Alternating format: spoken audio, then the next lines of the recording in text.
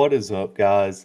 It is the Bluebloods here coming back at y'all with another episode of the 2 Minute Drill. It is Friday, May 14th, man, the end of the week. So I appreciate y'all rocking with us to end your week off. And if you've been here all week, we appreciate all the support, man. We've had a great week of college football news and stuff to report. So make sure if you haven't to go back and check out the other 4 episodes from this week.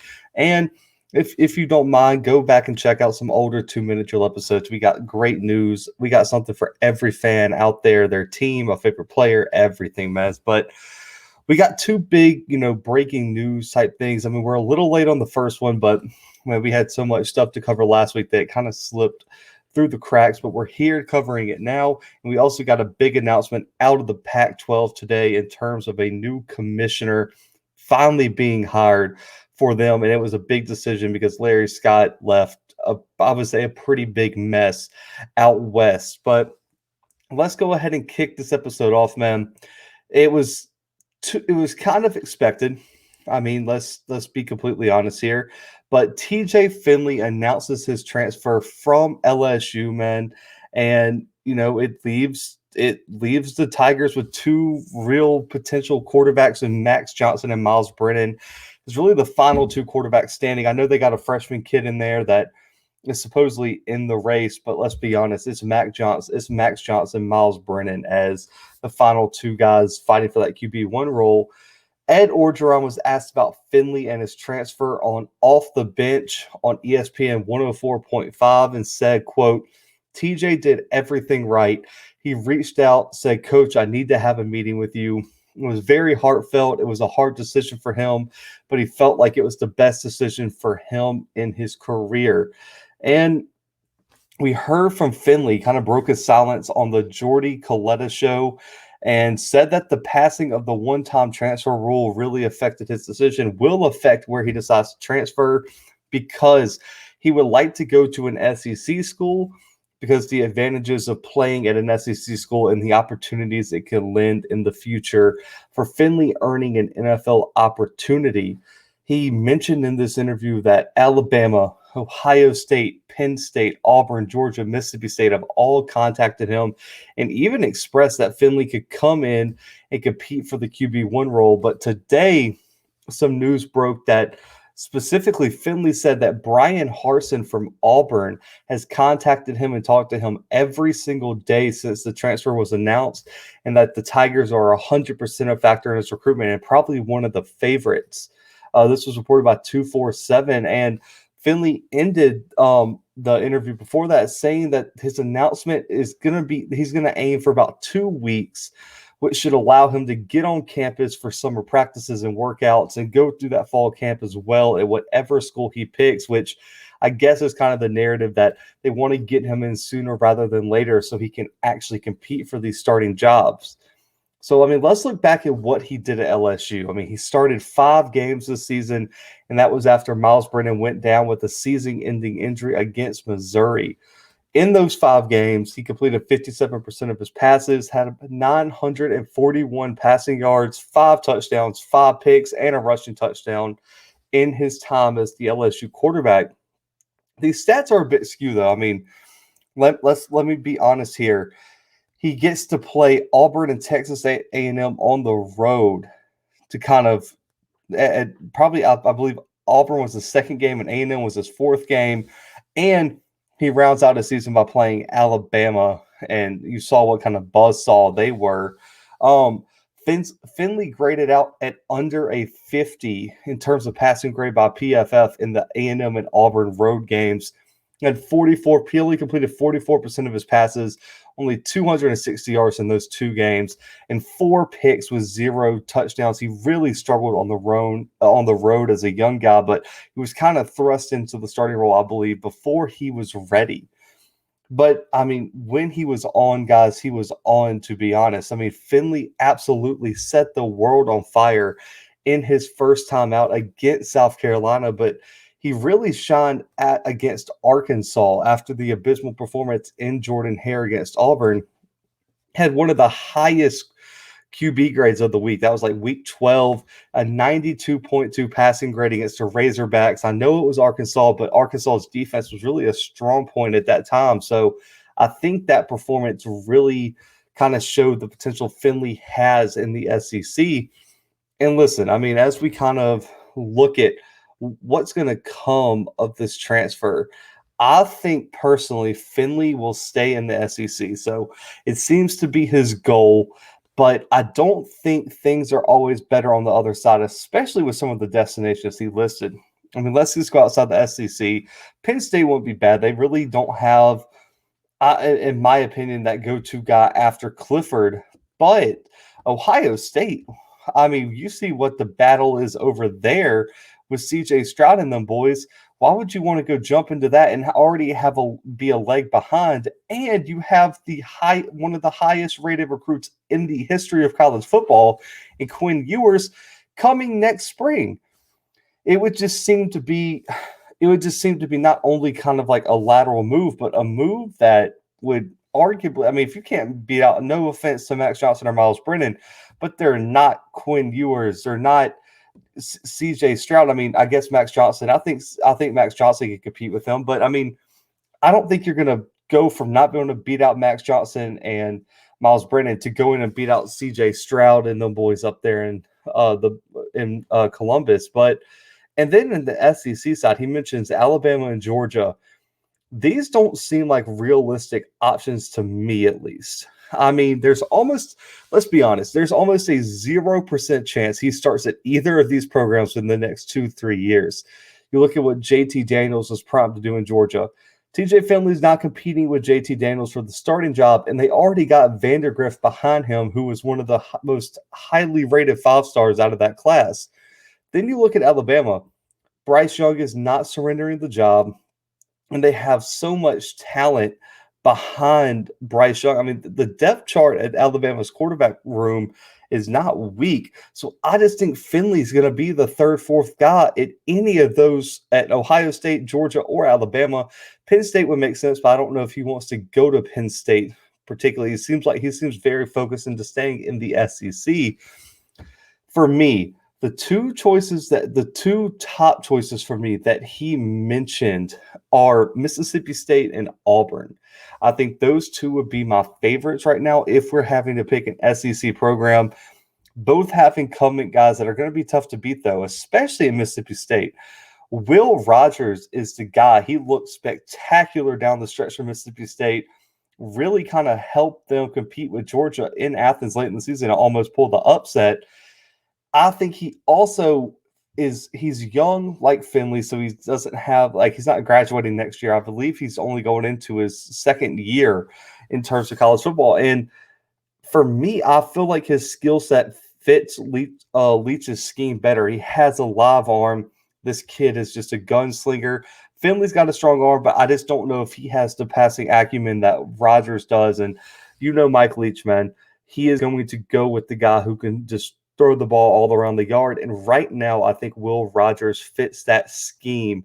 I don't know if he's a better quarterback, but he fits that scheme much better in Starkville than TJ Finley. And Auburn, Nix is going to be the guy at Auburn right now. But I think Finley can make it interesting because there is a lack of depth behind Nix. Demetrius Davis comes in from Texas, and he's not going to be ready as a true freshman. They got Grant Loy, who's a graduate transfer. He's not going to really compete. Shalil Garrett just transferred out. So there's really not anyone pushing Nick. So as an Auburn, alum, I'm looking at this, and an interesting narrative is coming out of the Plains, and it's that if Finley gets brought in, how much pressure does that put on Nix to really live up to the potential that everyone thinks he has finally? TJ Finley could be that shot in the arm, that extra motivation behind Nix that is like, hey, if you don't come out here and perform, this kid's going to take your job, because TJ Finley is a raw talent, but he has so much potential. Now, is how much of an upgrade is he over Nix? That's to be seen, because it was his freshman year and he gets thrown into the fray at Auburn. In Jordan-Hare against Auburn. So I think right now, guys, if I had to put money on it, I think Finley is going to wind up at Auburn. Now, I know y'all see the jerseys behind me. If you listen to the podcast, I'm the Auburn guy, but it's not that I'm trying to be biased or anything. I think this is the first transfer I've ever predicted to go to Auburn, but I really think the thing is that Harsin doesn't have any ties to Nix. He didn't recruit Nix. He didn't start Nix these past 2 years, and Harsin's going to go with the guy that gives him the best chance to win.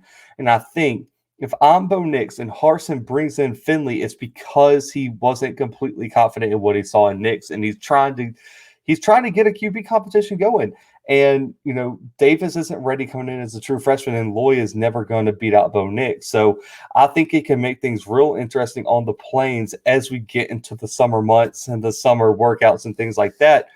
Now, if he doesn't go the Power 5 SEC route, which some people think he's not going to, I'm looking at a school like Memphis. I'm looking at a school like UCF.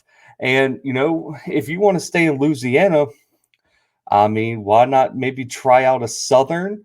And, we see what the SWAC is becoming. We see what HBCU football is on the rise. It's getting more and more shy, more and more competitive.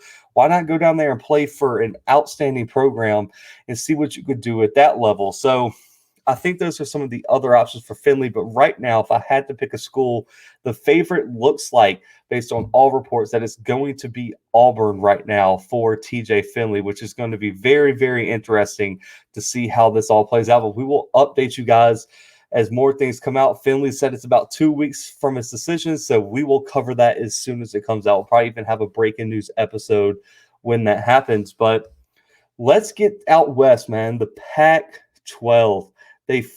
Larry Scott was let go as the Pac-12 commissioner back in January, and the new guy, George Kliavkoff, and that is right. I looked it up, and so we're just going to call him George because I don't trust myself to do that, say that more than once, was announced today, and he was voted in. He was approved unanimously by all 12 Pac-12 presidents.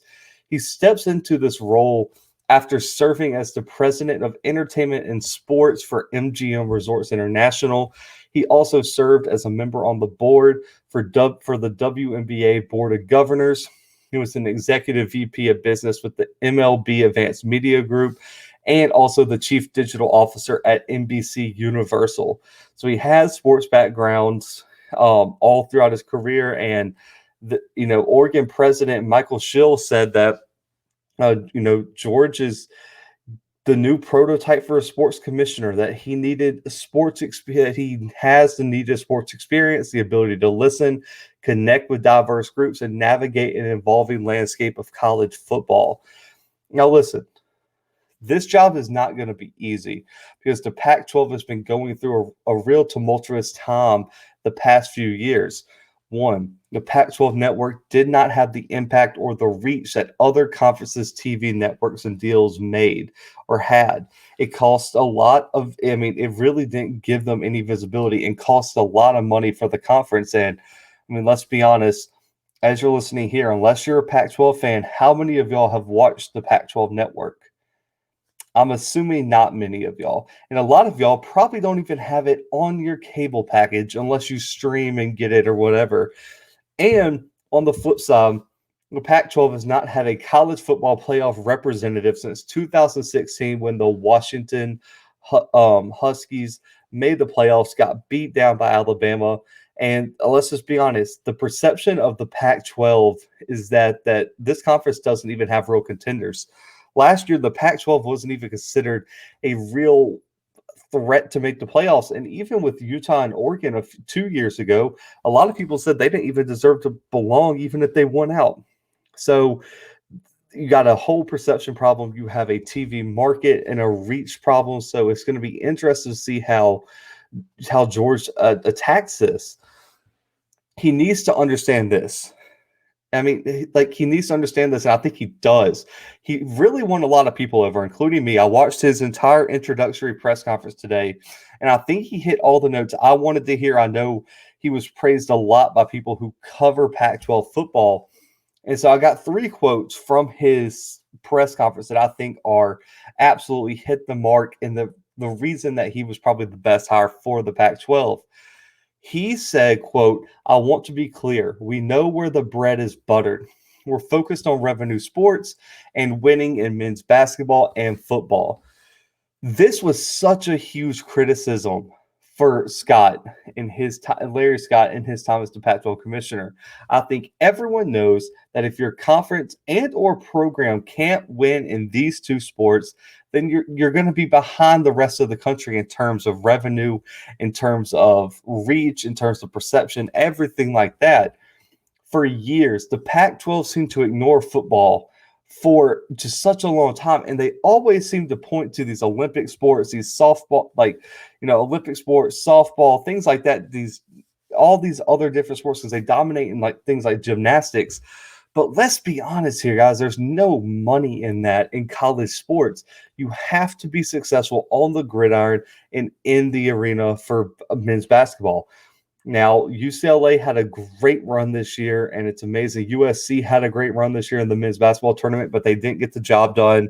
UCLA could have if it weren't for just an ill-timed shot by Gonzaga. But we know that this has to keep improving. I mean, they have not been competitive in these sports in such a long time, and you're not going to match the revenue of the SEC if you cannot compete in these two sports. Now, the next quote, we think that both college football playoff expansion and NIL legislation are good for college sports fans, good for our student athletes, and could be a significant competitive advantage for the Pac-12. Y'all know where I stand. College football playoff expansion, I think, is going to increase the parity. And I think this quote and this kind of part of his press conference really shows that he understands what some of the biggest debates and issues are in college football. He gave an informed take on his stance, and it probably should make a lot of Pac-12 fans excited that he has an idea about what he wants, and where he wants the Pac-12 to go. The Pac-12 for me, not for me, but in terms of my perception of what the country looks as, is that is that they're always the fifth conference. They're always left out of this Power 5 conference debate. They're always the last ranked conference. Everyone's like, man, the Pac-12, the competition is not there. There's only 4 seats at the table for the college football playoff. And so if there's only 4 seats at the table, then it may be in your best interest to expand the seating at the table if you're left out. So if you're,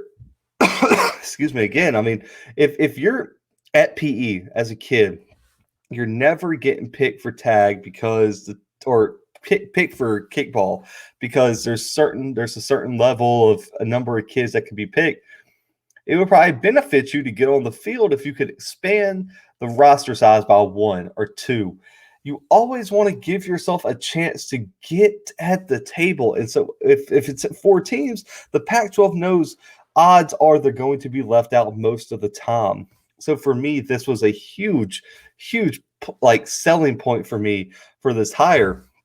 And the last one, he kept it real with everyone. He said the Pac-12's greatest weakness, if we're being honest with ourselves, is the number of years since we won a football or men's basketball championship. We're going to do everything that we can at the conference level to fix that. This is the biggest issue at the Pac-12. Its perception and competitiveness in the bowl season has been tumultuous a few years in recent years. The Pac-12 has not won a football championship since 2004, guys. And that got taken away due to NCAA violations. No basketball championship since 1997. Just to put that in perspective, I mean, you guys will hear, listen to me. I was 1 year old when the last time the Pac-12 won an NCAA basketball championship. I mean, I don't know what you want to say. I mean, 2003 is the valid football national championship that hasn't been. I don't believe their 2003 one was taken away. So that shows you how long it's been since the Pac-12 has been realistically competitive. Oregon's made a few national titles. They got beat. But really outside of that, there hasn't been that team that really went out there and competed for anything. Listen, I know this was an out-of-the-box hire by the Pac-12. A lot of people, when you just see the name, what he did, everyone's like, who is this guy? but I think it was needed. And let me say this, a lot of the problems in the Pac-12 for me are because they have failed to think outside the box in the biggest, most important moments. They've been narrow-minded.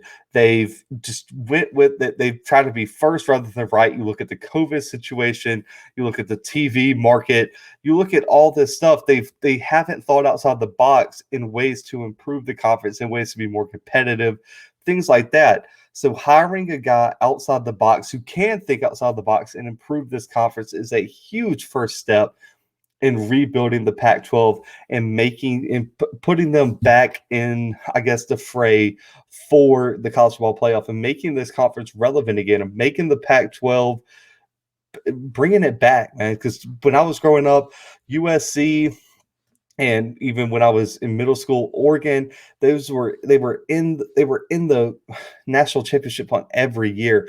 I want to see that happen again. I love the hire by the Pac-12 here. It was outside the box, and I think it's going to fix a lot of problems that are due to not thinking outside the box. So let me know what y'all think, man. What do y'all think of the hire of the Pac-12 commissioner? And what do you think of TJ Finley's transfer? Where do you think he should end up? Where do you think he will end up? And what are your thoughts on him as a player? Should he stay in the SEC or should he go down to the group of five or even go down to FCS or maybe take his talents elsewhere? So let me know in the comments what y'all think. As always, man, give this video a big thumbs up. Make sure to subscribe to us, man. We are getting inching ever closer to that 200 subscriber mark. Picking 5 more of y'all to get that merch bundle giveaway. Got the proofs back today. Our merch is about to go out to our first 5 winners this weekend, maybe early next week. So we can't wait to ship that out. But guys, for myself, for the Blue Bloods, and the 2-minute drill, we are out.